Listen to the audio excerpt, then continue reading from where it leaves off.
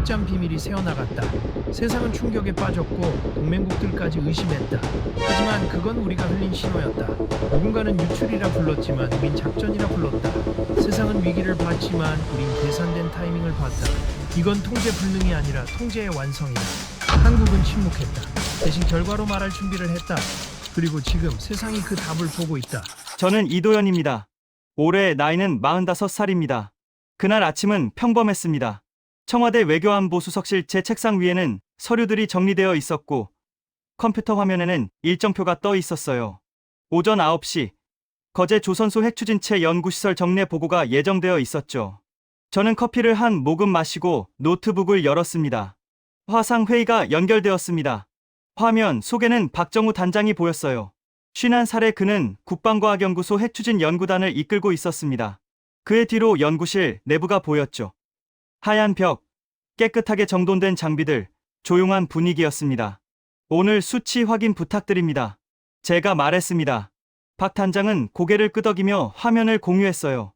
그래프가 나타났습니다. 온도, 압력, 반응 속도, 모든 지표가 안정적인 범위 안에 있었죠. 저는 그래프를 천천히 훑어봤습니다.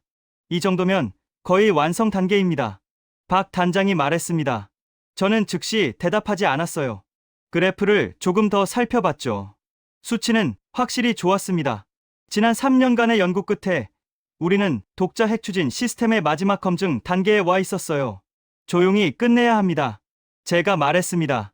박 단장은 잠시 망설이더니 고개를 끄덕였어요.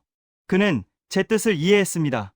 이 프로젝트는 공식적으로는 핵추진 연료 안정성 실험이었어요.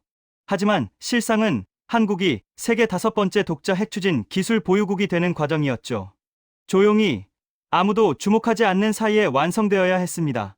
회의가 끝나고 저는 창밖을 바라봤습니다. 청와대 뒤편에 산이 보였어요. 푸른 나무들이 바람에 흔들리고 있었죠. 고요한 아침이었습니다. 오후에 최민석 제독에게서 보고서가 도착했습니다. 41살의 그는 해군 잠수전단에서 실험용 모듈의 실전 테스트를 담당하고 있었어요. 저는 보고서를 열어 읽었습니다. 해저 시험 결과였죠. 모든 수치가 예상 범위 안에 있었고 일부는 예상을 초과했습니다. 휴대폰이 울렸습니다. 최 제독이었어요. 국장님, 오늘 시험 결과 확인하셨습니까?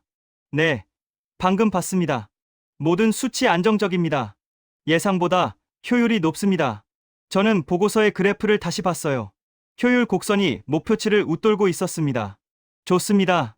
다음 단계 준비하시죠. 전화를 끊고 저는 의자에 기댔습니다. 순조로웠어요. 너무 순조로웠습니다.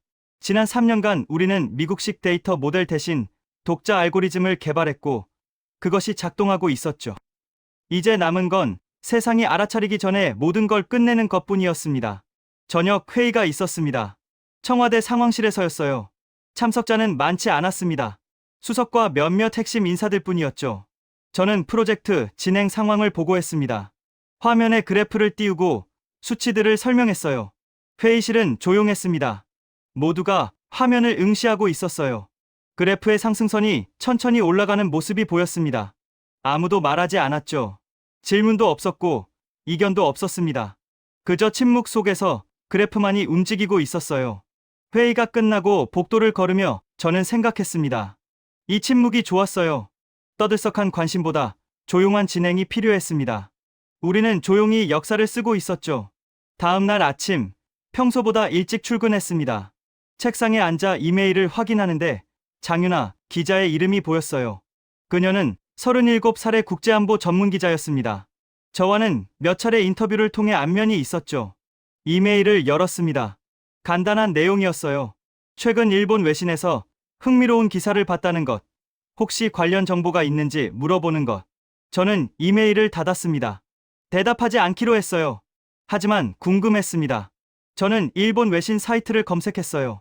최근 기사들을 훑어보다가 한 문장을 발견했습니다. 한국 핵잠 추진체 실험 관련 자료 교신 흔적 포착. 저는 화면을 응시했습니다. 기사는 짧았어요. 구체적인 내용도 없었죠. 하지만 그 한 문장이 무겁게 느껴졌습니다. 교신 흔적. 우리는 외부 데이터 전송을 완전히 차단한 상태였어요. 오직 내부 네트워크로만 연결되어 있었죠. 어떻게 흔적이 포착될 수 있을까요? 저는 박정우 단장에게 전화를 걸었습니다. 몇 번의 신호음 후에 그가 받았어요. 박 단장님, 지금 통화 가능합니까? 네, 말씀하세요. 혹시 최근에 외부망 접속한 적 있습니까? 아니요, 없습니다. 지시대로 완전히 차단된 상태예요. 저는 일본 외신 기사에 대해 말했습니다. 박 단장은 잠시 침묵하더니 답했어요. 확인해 보겠습니다. 전화를 끊고 저는 창밖을 바라봤습니다. 하늘은 흐렸어요. 비가 올 것 같았죠. 오후 3시, 박정우 단장에게서 다시 전화가 왔습니다. 국장님, 문제가 있습니다. 무슨 문제입니까? 국제 데이터망에서 우리 IP 흔적이 감지됐다고 합니다.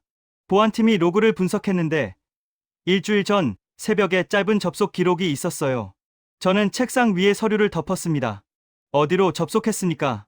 알 수 없습니다. 암호화된 경로였어요. 하지만 분명히 외부로 나간 흔적입니다. 저는 말없이 전화를 끊었습니다. 창밖을 바라봤어요. 비가 내리기 시작했습니다. 빗방울이 유리창을 두드렸죠. 아직 아무 일도 일어나지 않았다. 저는 속으로 중얼거렸습니다. 일본 외신의 짧은 기사 하나, 감지된 IP 흔적 하나, 아직은 그것뿐이었어요. 하지만 무언가가 시작되고 있다는 느낌을 지울 수 없었습니다. 저녁에 긴급 회의가 소집되었습니다. 비공식 회의였어요. 참석자는 저를 포함해 5명뿐이었습니다. 회의실은 좁았고 조명은 어두웠어요. 상황을 설명했습니다. IP 흔적, 외신 보도 가능성, 보안 점검 필요성, 모두가 조용히 들었습니다. 질문은 없었어요. 다만 무거운 침묵만이 흘렀죠. 일단 모든 실험을 일시 중단합니다. 수석이 말했습니다. 저는 고개를 끄덕였어요. 다른 선택지는 없었습니다. 회의가 끝나고 저는 박정우 단장에게 연락했습니다. 내일부터 실험을 멈춰주세요. 보안 점검이 끝날 때까지요. 박 단장은 한참 동안 아무 말도 하지 않았습니다. 그러다가 작게 말했어요. 알겠습니다. 저는 전화를 끊고 회의실에 혼자 남았습니다. 비는 계속 내리고 있었어요. 창문에 빗물이 흘러내렸습니다. 저는 그 빗줄기를 한참 바라봤어요. 다음 날 새벽, 거제 연구소에서 긴급 보고가 들어왔습니다. 박정우 단장이 보낸 메시지였어요. 저는 휴대폰 화면을 켜서 읽었습니다. 보안팀 분석 결과 외부 유출이 아니라 내부 흔적으로 판단됨. 누군가 의도적으로 접속 기록을 남긴 것으로 보임. 저는 메시지를 읽고 휴대폰을 내려놓았습니다. 내부 흔적. 그 말이 무엇을 의미하는지 알고 있었어요. 외부 해킹이 아니라 내부 인원이 남긴 흔적이라는 뜻이었죠. 저는 침대에서 일어나 창문으로 갔습니다. 밖은 아직 어두웠어요. 새벽 5시였습니다. 도시는 잠들어 있었죠. 왜 누군가 흔적을 남겼을까요? 실수였을까요? 아니면 의도였을까요? 답을 알 수 없었습니다. 하지만 한 가지는 분명했어요. 평온하던 우리의 프로젝트가 흔들리기 시작했다는 것. 출근길 차 안에서 저는 라디오를 켰습니다. 뉴스가 나오고 있었어요. 경제, 정치, 국제 뉴스, 핵 잠수함에 대한 이야기는 없었습니다. 저는 라디오를 껐어요. 청와대에 도착했을 때 참모 한 명이 저를 기다리고 있었습니다. 국장님, 보안팀에서 전체 점검을 시작했습니다. 이틀 정도 걸릴 것 같습니다. 저는 고개를 끄덕이고 집무실로 들어갔어요. 책상에 앉아 노트북을 켰습니다. 이메일함에는 여러 메시지가 와 있었어요. 하지만 읽을 기분이 아니었습니다. 창밖을 바라봤습니다. 비는 그쳤지만 하늘은 여전히 흐렸어요. 회색빛 구름이 낮게 깔려 있었죠. 오후에 박정우 단장과 통화했습니다. 박 단장님, 연구소 분위기는 어떻습니까? 조용합니다. 모두 불안해하고 있지만 아무도 말하지 않아요. 저는 그 말을 듣고 한숨을 쉬었습니다. 점검이 끝나면 다시 시작할 수 있을 겁니다. 그러길 바랍니다. 전화를 끊고 저는 보고서를 가방에 넣었습니다. 퇴근 시간이었어요. 하지만 집에 가고 싶지 않았습니다. 저는 회의실로 갔어요. 회의실은 텅 비어 있었습니다. 저는 조명을 켜지 않았어요. 어둠 속에서 창가에 섰습니다. 서울의 야경이 펼쳐져 있었죠. 불빛들이 반짝였습니다. 이건 단순한 실험이 아닐지도 모른다. 저는 속으로 말했습니다. 우리가 만들고 있는 건 기술이었어요. 하지만 그 기술 주위로 무언가 다른 것들이 모여들고 있었습니다. 의심, 불안, 그리고 보이지 않는 시선들. 저는 회의실에 한참 서 있었습니다. 도시의 불빛들은 계속 반짝이고 있었어요. 하지만 그 불빛들이 평소와 다르게 느껴졌습니다. 차갑고 멀게 보였죠. 휴대폰이 울렸습니다. 박정우 단장이었어요. 국장님, 오늘 밤 추가 분석 결과가 나올 것 같습니다. 내일 아침에 보고 드리겠습니다. 저는 알겠다고 답하고 전화를 끊었어요. 집으로 돌아가는 길, 도로는 한산했습니다. 저는 천천히 운전하며 생각했어요. 내일 아침 보고서에는 무엇이 적혀 있을까요? 누가 흔적을 남긴 걸까요? 왜 남긴 걸까요? 답은 아직 없었습니다. 하지만 질문들은 계속 생겨나고 있었죠. 집에 도착했을 때는 밤 10시가 넘어 있었습니다. 저는 현관문을 열고 들어가 불을 켰어요. 거실은 조용했습니다. 소파에 앉아 뉴스를 켰습니다. 여전히 핵잠수함 이야기는 없었어요. 세상은 아직 아무것도 모르고 있었습니다. 하지만 우리는 알고 있었죠. 무언가가 흔들리기 시작했다는 것을. 저는 뉴스를 끄고 눈을 감았습니다. 피곤했지만 잠이 오지 않았어요. 머릿속으로 오늘 하루가 스쳐갔습니다. 평범하게 시작된 아침, 일본 외신의 짧은 기사, IP 흔적 발견, 긴급 회의, 실험 중단. 모든 것이 평온했지만 어딘가 균열이 시작되고 있었습니다. 이틀이 지났습니다. 오전 8시, 참모가 급하게 제 집무실로 들어왔어요. 그의 얼굴은 창백했습니다. 국장님, 일본 언론입니다. 저는 노트북을 켰습니다. 일본 주요 통신사의 속보가 화면을 채우고 있었어요. 한국 핵잠 추진 기술 도면 일부 유출. 저는 기사를 클릭해 읽었습니다. 내용은 구체적이었어요. 추진체 냉각 시스템 부조, 연료봉 배치도, 제어 알고리즘의 일부. 우리가 개발 중인 시스템의 핵심 부분들이었죠. 청와대로 출근하는 길, 차 안에서 라디오를 켰습니다. 이미 국내 언론도 보도하기 시작했어요. 한국 핵잠 기술 유출 의혹. 일본 언론 보도. 정부 확인 중. 앵커의 목소리는 신중했지만 긴장이 묻어났습니다. 청와대 브리핑룸은 텅 비어 있었습니다. 평소 같으면 기자들로 가득 찼을 시간이었지만 공식 브리핑은 예정되지 않았어요. 대변인실은 조용했습니다. 저는 복도를 지나 상황실로 향했죠. 상황실에는 이미 수석과 참모들이 모여 있었습니다. 모니터에는 외신 헤드라인들이 띄워져 있었어요. 저는 자리에 앉았습니다. 수석이 저를 보며 물었어요. 확인했습니까? 네. 일본 통신사 보도입니다. 내용은 상당히 구체적입니다. 수석은 고개를 끄덕이고 다른 참모들을 돌아봤어요. 외교부 국장이 말했습니다. 즉시 해명 자료를 내야 합니다. 외신이 계속 보도하고 있어요. 저는 손에 든 보고서를 천천히 접었습니다. 지금 해명하면 사실을 인정하는 것처럼 보일 수 있습니다. 그럼 어떻게 하자는 겁니까? 일단 확인 작업이 필요합니다. 실제로 유출이 있었는지부터 파악해야 해요. 회의실이 조용해졌습니다. 저는 보고서를 가방에 넣었어요.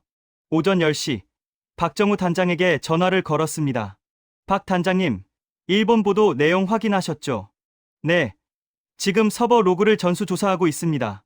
외부 접속 흔적이 있습니까? 잠시 기다려주세요. 전화 너머로 키보드 두드리는 소리가 들렸어요. 박 단장이 다시 말했습니다. 외부 접속 흔적은 없습니다. 방화벽 로그도 깨끗해요. 저는 창밖을 바라봤습니다. 하늘은 맑았지만 제 마음은 어두웠어요. 그럼 내부는요? 박 단장이 잠시 침묵했습니다. 그러다가 작게 말했어요. 화면에 뭔가 보입니다. 내부 공유 기록이에요. 시각은 21시 48분. 누가 공유했습니까? 로그에는 사용자 정보가 없습니다. 하지만 분명히 내부 네트워크에서 실행된 명령이에요. 전화를 끊고 저는 책상에 앉았습니다. 내부 공유. 외부 해킹이 아니라 내부에서 누군가 의도적으로 자료를 옮긴 거였죠. 오후에 미국 국방부에서 공식 문서가 도착했습니다. 질의서였어요. 한미 공동개발 협정 위반 여부 확인 요청. 기술 자료 관리 체계 점검 요구. 설계 원본 제출 촉구. 저는 문서를 읽고 책상 위에 내려놓았습니다. 긴급 회의가 소집되었습니다. 참석자는 이전보다 많았어요. 국방부, 외교부, 산업부 고위급 인사들이 모두 모였습니다. 회의실 공기는 무겁고 답답했죠. 미국의 질의서를 어떻게 답할 것인가? 수석이 물었습니다. 외교부 장관이 먼저 입을 열었어요. 즉시 답변해야 합니다. 협정 위반이 아니라고 명확히 밝혀야 해요. 국방부 차관도 동조했습니다. 설계 원본을 제출해서라도 신뢰를 회복해야 합니다. 저는 자리에서 일어났습니다. 지금은 답하지 않습니다. 회의실이 조용해졌습니다. 모두가 저를 바라봤어요. 장관이 물었습니다. 왜 그래야 합니까? 아직 상황 파악이 끝나지 않았습니다. 유출 경로도 확인되지 않은 상태에서 설계 원본을 넘기는 건 위험합니다. 하지만 미국을 자극하면 안 됩니다. 저는 고개를 저었어요. 자극하는 게 아닙니다. 확인하는 겁니다. 진짜 유출이 있었는지, 누가 했는지, 왜 했는지를요. 회의실이 다시 조용해졌습니다. 한쪽에서는 제 의견에 동조하는 눈빛이 보였고, 다른 한쪽에서는 반대하는 표정이 역력했어요. 공기가 팽팽하게 당겨졌습니다. 결국 회의는 결론 없이 끝났습니다. 일단 조사를 계속하되 미국에는 조사 중이라고만 통보하기로 했죠. 저녁에 거제로 내려갔습니다. 박정우 단장을 직접 만나야 했어요. 연구소에 도착했을 때는 어두워진 후였습니다. 건물 안은 조용했어요. 대부분의 연구원들이 퇴근한 상태였죠. 박 단장은 실험실에 혼자 남아 있었습니다. 그는 모니터 앞에 앉아 로그 파일을 보고 있었어요. 저는 그의 옆에 섰습니다. 보여주세요. 박 단장이 화면을 가리켰습니다. 로그 파일이 스크롤되며 지나갔어요. 대부분은 일상적인 기록들이었습니다. 그러다가 한 줄이 눈에 들어왔죠. 내부 공유 21시 48분. 저는 그 줄을 가리켰습니다. 이게 뭡니까? 파일 공유 명령입니다. 하지만 수신자 정보가 없어요. 그냥 공유 명령만 실행되고 끝났습니다. 수신자가 없다는 게 말이 됩니까? 박 단장은 고개를 저었어요. 기술적으로는 불가능합니다. 공유 명령에는 반드시 대상이 있어야 해요. 이건 로그가 조작된 겁니다. 누가 조작했습니까? 박 단장은 대답하지 않았습니다. 하지만 그의 눈빛이 말해주고 있었어요. 내부 인원이라는 것을요. 저는 창밖을 바라봤습니다. 거제 조선소의 불빛들이 어둠 속에서 반짝이고 있었어요. 바다는 보이지 않았지만 파도 소리가 희미하게 들렸습니다. 이 로그를 본 사람이 있습니까? 저뿐입니다. 그대로 두세요. 아무에게도 말하지 마시고요. 박 단장은 고개를 끄덕였습니다. 저는 실험실을 나왔어요. 서울로 돌아오는 길, 차 안은 조용했습니다. 운전기사도 말이 없었어요. 저는 창밖을 보며 생각했습니다. 누군가 의도적으로 로그를 조작했다. 공유 명령을 실행하고 흔적을 남기고 그것이 외부로 알려지도록 만들었다. 왜일까요? 다음 날 장윤아 기자에게서 전화가 왔습니다. 이 국장님, 잠시 통화 가능하세요? 네, 말씀하세요. 일본 측 기사 취재선을 추적했습니다. 출처가 한국 내부라는 단서를 잡았어요. 저는 차를 길가에 세웠습니다. 어떻게 확인했습니까? 일본 기자와 교차 취재했습니다. 그쪽도 처음엔 외부 해킹인 줄 알았대요. 근데 데이터를 분석해보니 전송 신호가 한국 내부에서 발생했다고 합니다. 저는 한참 침묵했습니다. 장 기자가 다시 물었어요. 이게 무슨 의미인지 아세요? 아직 모르겠습니다. 거짓말이었어요. 저는 알고 있었습니다. 이건 단순한 유출이 아니라는 것을요. 오후에 청와대 회의실로 돌아왔습니다. 수석과 몇몇 참모들이 모여 있었어요. 저는 장윤아 기자에게서 들은 내용을 보고했습니다. 일본 측 자료 출처가 한국 내부라는 것, 전송 신호가 국내에서 발생했다는 것. 회의실이 조용해졌습니다. 수석이 물었어요. 그럼 내부 유출이라는 건가요? 저는 창문 쪽을 바라봤습니다. 서울 시내가 보였어요. 자동차들이 오가고 사람들이 걷고 있었습니다. 평범한 오후였죠. 우리가 유출당한 게 아니라면요. 제 말에 모두의 시선이 멈췄습니다. 외교부 국장이 물었어요. 무슨 뜻입니까? 누군가 의도적으로 유출한 것처럼 보이게 만든 거라면요. 회의실이 다시 조용해졌습니다. 아무도 대답하지 않았어요.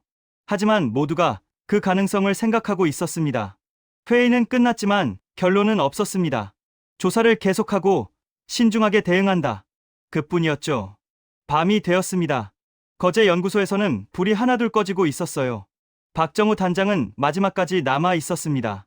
그는 모니터를 끄기 전 한 번 더 로그 파일을 확인했어요.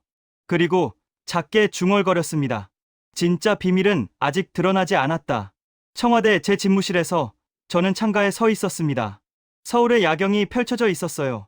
불빛들이 조용히 깜빡이고 있었습니다. 멀리 한강이 어둠 속에서 흐르는 게 보였죠.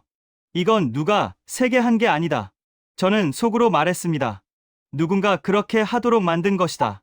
하지만 누가 왜 그랬는지는 알 수 없었습니다. 아직은요.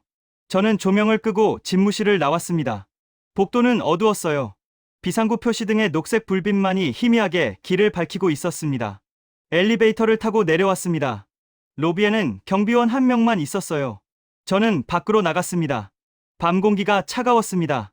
주차장으로 걸어가며 하늘을 올려다봤습니다. 별이 보이지 않았어요. 구름이 낮게 깔려 있었죠. 차에 올라타 시동을 걸었습니다. 계기판에 불이 들어왔어요. 저는 한참 앉아 있다가 천천히 출발했습니다. 집으로 가는 길, 도로는 한산했습니다. 신호등이 규칙적으로 바뀌었어요. 빨강, 노랑, 초록. 저는 그 불빛들을 보며 운전했습니다. 거제에서는 해무가 짙게 내려앉고 있었을 거예요. 조선소는 어둠에 잠겼고 연구소는 조용했을 겁니다. 박정우 단장은 혼자 남아 무언가를 지키고 있었겠죠. 집에 도착했을 때는 자정이 넘어 있었습니다. 저는 현관문을 열고 들어가 불을 켰어요. 거실은 고요했습니다. 소파에 앉아 휴대폰을 확인했습니다. 메시지가 몇 개 와 있었어요. 하지만 읽을 기분이 아니었습니다. 저는 휴대폰을 내려놓고 눈을 감았어요. 폭풍이 다가오고 있었습니다. 아직 도착하지는 않았지만 분명히 오고 있었어요. 그리고 그 폭풍 속에는 우리가 아직 모르는 진실이 숨어 있었습니다. 저는 소파에 기대채 잠들었습니다. 꿈속에서도 그 질문들이 맴돌았어요. 누가? 왜? 어떻게? 답은 아직 멀리 있었습니다. 일주일이 지났습니다. 아침, 회의는 평소보다 일찍 시작되었어요. 청와대 상황실에는 긴장한 얼굴들이 모여 있었습니다. 수석이 문서 한 장을 테이블 위에 놓았어요. 미국 국방부 공문입니다. 저는 문서를 집어 들었습니다. 공식 레터헤드가 붙어 있었어요. 내용은 간단했습니다. 한미 공동개발 협정, 일시 중단, 기술 신뢰성 검증 완료 시까지. 저는 문서를 천천히 접었습니다. 끝난 겁니까? 외교부 국장이 물었습니다. 저는 대답하지 않았어요. 창밖을 바라봤습니다. 하늘은 흐렸고 먹구름이 낮게 깔려 있었죠. 회의는 1시간 동안 이어졌습니다. 대응 방안, 외교 채널 복구, 여론 관리. 모든 주제가 논의되었지만 결론은 없었어요. 회의가 끝나고 저는 혼자 회의실에 남았습니다. 오후 2시, 참모가 급하게 들어왔습니다. 국장님, 온라인에 뭔가 올라왔습니다. 저는 노트북을 열었어요. 익명 게시판에 이미지 한 장이 올라와 있었습니다. 설계도였어요. 한국형 핵추진 모듈 내부 단면도. 선명한 도면이었고 주요 부품들이 표시되어 있었죠. 저는 화면을 확대해 자세히 봤습니다. 구조는 우리가 개발 중인 시스템과 비슷했어요. 하지만 뭔가 이상했습니다. 일부 수치가 정확하지 않았고 배치도 약간 달랐죠. 박정우 단장에게 즉시 전화를 걸었습니다. 박 단장님, 지금 온라인 게시물 보실 수 있습니까? 잠시만요. 전화 너머로 키보드 두드리는 소리가 들렸습니다. 그러다가 박 단장이 작게 숨을 들이쉬는 소리가 났어요. 이게 뭡니까? 우리 설계도 맞습니까? 박 단장은 한참 침묵하다가 답했습니다. 아닙니다. 이건 3년 전 테스트용으로 만든 시뮬레이션 도면이에요. 실제 설계와는 다릅니다. 저는 화면을 다시 봤습니다. 테스트용이라면 왜 서버에 있으니까? 폐기했어야 했는데 백업 폴더에 남아 있었나 봅니다. 하지만 이건 접근 권한이 제한된 파일이에요. 누가 이걸 열었는지 확인해야 합니다. 전화를 끊고 저는 의자에 앉았습니다. 가짜 도면. 하지만 세상은 그게 진짜라고 믿을 거예요. 1시간도 지나지 않아 언론이 보도하기 시작했습니다. 한국 핵잠 설계도 유출 확인. 기밀 정보 온라인 공개. 정부 대응 없음. 헤드라인들은 점점 더 자극적으로 변했어요. 외신도 즉각 반응했습니다. 일본 통신사는 기술 유출 사태라고 보도했고 미국 언론은 한국의 보안 체계를 문제 삼기 시작했죠. 박정우 단장은 거제 연구소로 달려갔습니다. 서버실에 들어가 로그를 확인했어요. 파일 접근 기록이 있었습니다. 사흘 전 새벽 2시. 하지만 사용자 정보는 삭제되어 있었죠. 그는 백업 폴더를 열었습니다. 거기에 3년 전 테스트 도면이 그대로 남아 있었어요. 그는 파일을 클릭해 열었습니다. 온라인에 유포된 이미지와 정확히 일치했죠. 그걸 누가 열었지? 그는 낮은 목소리로 중얼거렸습니다. 하지만 대답은 없었어요. 청와대로 돌아온 저는 긴급 회의에 소집되었습니다. 수석, 장관들, 참모들이 모두 모여 있었어요. 분위기는 무겁고 긴장되어 있었습니다. 이 상황을 어떻게 수습할 겁니까? 수석이 물었습니다. 외교부 장관이 먼저 답했어요. 즉각 해명 자료를 내야 합니다. 유출된 자료가 가짜라고 밝혀야 해요. 국방부 차관이 반대했습니다. 가짜라고 하면 오히려 더 의심받습니다. 진짜 설계도가 따로 있다는 뜻이니까요. 그럼 어떻게 하자는 겁니까? 침묵하는 겁니다. 아무 말도 하지 않는 거예요. 회의실이 조용해졌습니다. 저는 자리에서 일어났어요. 이건 유출이 아니라 설계된 유출입니다. 모두가 저를 바라봤습니다. 수석이 물었어요. 무슨 뜻입니까? 누군가 의도적으로 가짜 자료를 유출한 겁니다. 진짜 설계도를 감추기 위해서요. 외교부 장관이 고개를 저었습니다. 그런 음모론은 도움이 안 됩니다. 음모론이 아닙니다. 패턴을 보십시오. 일본 외신 보도, IP 흔적, 그리고 이번 도면 유출. 모두 계획된 순서예요. 하지만 아무도 믿지 않았습니다. 회의는 결국 침묵으로 결론 내렸어요. 공식 입장은 내지 않기로 했죠. 그날 밤, 워싱턴에서 또 다른 통보가 왔습니다. 미국은 한국 내 모든 기술 교류를 중단한다고 발표했어요. 브리핑에서 앤드루 스콧 담당관은 한국의 기술 신뢰도를 직접적으로 문제 삼았습니다. 저는 청와대 상황실에서 그 브리핑을 생중계로 지켜봤어요. 스콧의 표정은 단호했고 기자들의 질문은 날카로웠습니다. 모든 게 우리를 향하고 있었죠. 국내 여론도 분열되기 시작했습니다. 일부는 정부의 무능을 비판했고 다른 일부는 외세의 압박이라고 주장했어요. SNS는 혼란스러웠고 언론은 매일 새로운 의혹을 제기했습니다. 박정우 단장은 연구소에서 독단적인 결정을 내렸습니다. 보안 시스템을 일시 해제하고 실제 핵심 데이터를 서버에서 분리했어요. 물리적 저장 장치에 옮긴 뒤 안전한 곳에 보관했죠. 그는 작업을 마치고 실험실 창가에 섰습니다. 밖은 어두웠어요. 조선소의 불빛들이 멀리 보였습니다. 그는 작게 말했어요. 진짜 건드린 건 아무도 모른다. 일주일이 더 지났습니다. 외신은 계속해서 한국을 보도했어요. 핵잠 프로젝트 사실상 붕괴, 기술 신뢰도 추락, 한미 동맹 균열. 헤드라인들은 점점 더 비관적으로 변했습니다. 청와대는 침묵을 유지했습니다. 공식 브리핑도 없었고 해명 자료도 나오지 않았어요. 그 침묵이 오히려 더 많은 의혹을 낳았죠. 저는 야간 상황실에 혼자 남아 있었습니다. 모니터들은 모두 꺼져 있었어요. 저는 불을 켜지 않았습니다. 어둠 속에서 창밖을 바라봤죠. 최민석 제독에게서 문자가 왔습니다. 실험 잠정 중단 명령을 받았다는 내용이었어요. 그는 조용히 명패를 내렸다고 했습니다. 더 이상 할 수 있는 게 없었죠. 저는 문자를 읽고 휴대폰을 내려놓았습니다.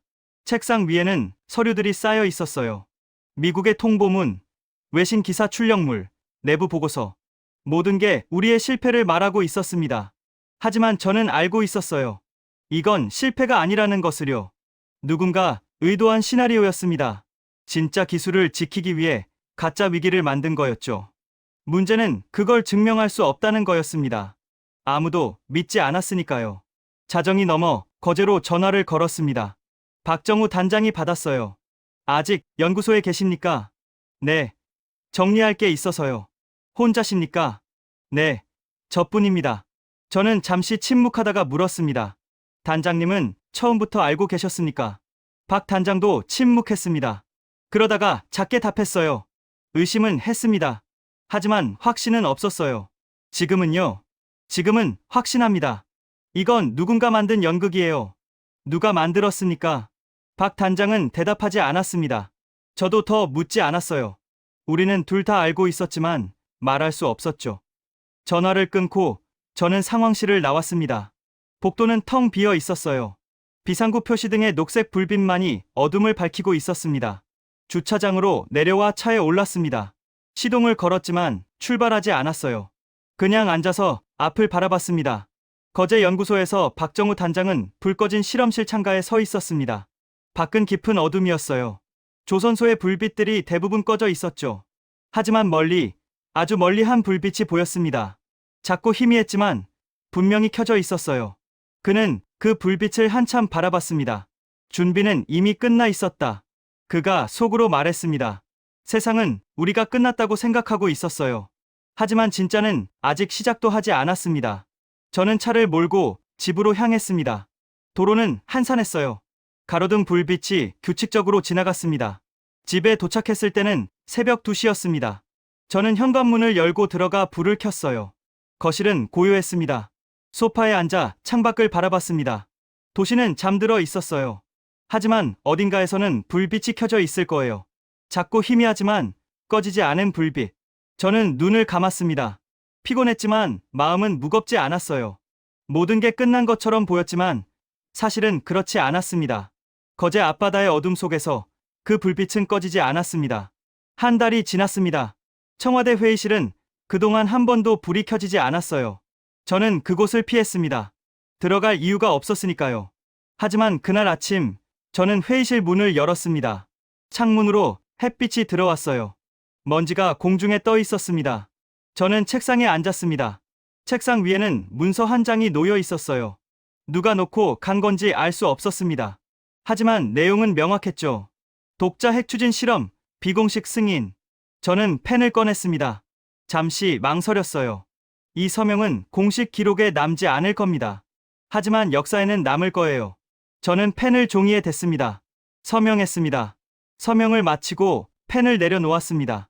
회의실은 여전히 조용했어요. 저는 아무 말도 하지 않았습니다. 오후에 박정우 단장에게 연락했습니다. 다시 시작합니다. 단 한 문장이었어요. 박 단장은 대답하지 않았습니다.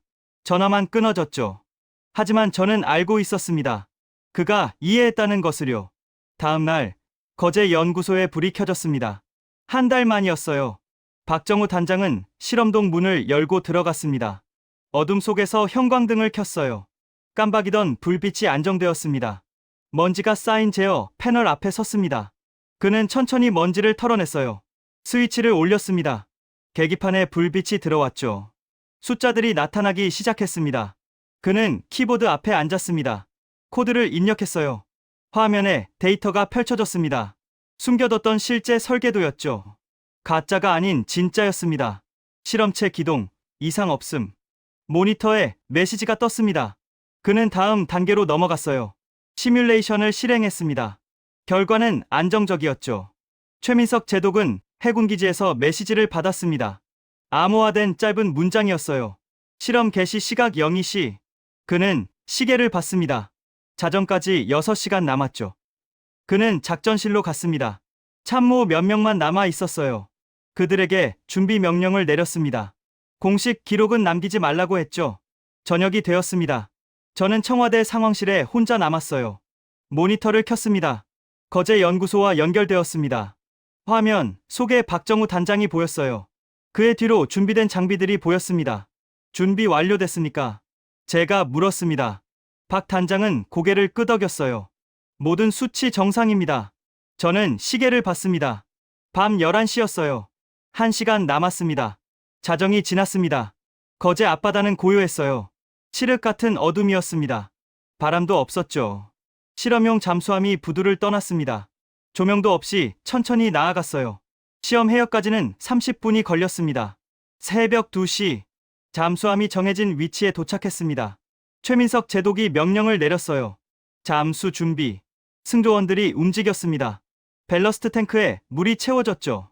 잠수함이 천천히 가라앉기 시작했습니다. 청와대 상황실에서 저는 실시간 데이터를 지켜봤습니다. 심도계가 움직였어요. 10m, 20m, 30m. 숫자가 계속 올라갔습니다. 박정우 단장은 연구소에서 같은 데이터를 보고 있었어요. 그의 손이 키보드 위에 있었습니다. 모든 수치를 확인하고 있었죠. 목표, 심도, 도달. 메시지가 떴습니다. 잠수함이 50m 지점에서 멈췄어요. 추진 시스템이 가동되었습니다. 제어실의 계기판에 숫자들이 나타났습니다. 온도, 압력, 출력. 모든 지표가 안정적이었어요. 그리고 효율 수치가 화면에 떴습니다. 117%. 박정우 단장이 작게 말했습니다. 저는 상황실에서 같은 숫자를 봤어요. 제 손끝이 미세하게 떨렸습니다. 하지만 저는 표정을 바꾸지 않았습니다. 이건 복수가 아니다. 준비의 결과다. 저는 속으로 말했습니다. 우리는 세상이 끝났다고 생각하는 동안 준비했어요. 조용히, 아무도 모르게. 실험은 2시간 동안 계속되었습니다. 모든 단계가 성공적이었어요. 데이터는 완벽했습니다. 새벽 4시, 잠수함이 수면으로 올라왔습니다. 작전 종료. 최민석 제독의 목소리가 들렸습니다. 저는 모니터를 껐어요. 창밖을 봤습니다. 동쪽 하늘이 밝아오고 있었습니다. 다음 날 아침, 언론은 여전히 조용했습니다. 아무도 몰랐어요. 우리가 밤새 무엇을 했는지. 세상은 여전히 한국의 핵잠 프로젝트가 끝났다고 믿고 있었죠. 워싱턴에서 정례 브리핑이 열렸습니다. 저는 생중계로 지켜봤어요. 한 기자가 질문했습니다. 한국의 핵잠 프로젝트, 완전히 종료된 건가요? 앤드루 스콧이 단상에 섰습니다. 그는 잠시 망설이더니 답했어요. 그건 우리가 아니라 그들이 결정할 일입니다. 저는 그 대답을 듣고 모니터를 껐습니다. 무언가 변했어요. 그들의 목소리에서 확신이 사라졌습니다. 장윤아 기자가 그날 오후 기사를 올렸습니다. 제목은 간단했어요. 세상은 한국을 의심했지만 한국은 단 한 번도 흔들리지 않았다. 저는 그 기사를 읽었습니다. 정확했어요. 우리는 흔들리지 않았습니다. 다만 조용했을 뿐이죠. 일주일 후 박정우 단장과 거제에서 만났습니다. 연구소 앞 방파제에 섰어요. 바다는 잔잔했습니다. 성공했습니다. 박 단장이 말했습니다. 저는 고개를 끄덕였어요. 세상에 알릴 겁니까? 아니요. 필요할 때 알게 될 겁니다. 박 단장은 바다를 바라봤습니다. 그럼 우리가 한 건 뭡니까? 증명입니다. 우리 스스로에게요. 저는 그 말에 동의했습니다. 우리는 남에게 보여주기 위해 한 게 아니었어요. 스스로 할 수 있다는 걸 증명하기 위해서였죠. 한 달이 더 지났습니다. 외신은 점차 한국 이야기를 그만두었어요. 새로운 뉴스가 나왔고 관심은 옮겨갔습니다. 우리는 다시 조용해졌죠. 하지만 내부는 달랐습니다. 연구는 계속되었고 실험은 반복되었어요. 데이터는 축적되었습니다. 우리는 멈추지 않았습니다. 어느 날 저녁, 저는 청와대 집무실 창문을 열었습니다. 서울의 야경이 펼쳐져 있었어요. 불빛들이 반짝이고 있었습니다. 멀리 거제 방향을 생각했습니다. 거기서도 불빛 하나가 켜져 있을 거예요. 연구소의 불빛, 꺼지지 않는 불빛. 바람이 불어왔습니다. 저는 눈을 감았어요. 시원했습니다. 우리는 자랑하지 않았습니다. 남에게 증명하려 하지도 않았어요. 그저 해야 할 일을 했을 뿐이죠. 기술은 말이 필요 없었습니다. 숫자가 증명했고 결과가 보여줬어요. 우리는 조용히 기준을 만들었습니다. 그날 밤 저는 마지막 보고서를 작성했습니다. 프로젝트 완료, 목표 달성, 향후 계획. 모든 내용이 담겨 있었어요. 하지만 그 보고서는 공개되지 않을 겁니다. 필요한 사람들만 볼 거예요. 보고서를 제출하고 컴퓨터를 껐습니다. 집무실 조명도 껐어요. 어둠 속에서 창밖을 바라봤습니다. 도시는 잠들지 않았습니다. 불빛들은 계속 반짝이고 있었어요. 그 불빛들 너머 어딘가에서 누군가는 여전히 일하고 있을 겁니다. 조용히, 묵묵히. 저는 집무실을 나와 복도를 걸었습니다. 발소리만이 고요한 공간을 채웠어요. 엘리베이터를 타고 내려왔습니다. 로비를 지나 밖으로 나왔습니다. 밤 공기가 시원했어요. 저는 주차장으로 걸어가지 않고 그냥 서 있었습니다. 하늘을 올려다봤습니다. 별이 보였어요. 수없이 많은 별들이 반짝이고 있었습니다. 우리가 한 일은 역사에 기록되지 않을지도 몰라요. 신문 헤드라인을 장식하지도 않을 겁니다. 하지만 그건 중요하지 않았습니다. 기술은 조용했지만 그 침묵이 세상을 움직였다. 오늘 이야기는 여기까지입니다. 구독과 좋아요는 이 채널에 큰 힘이 됩니다. 긴 영상 시청해주셔서 감사합니다.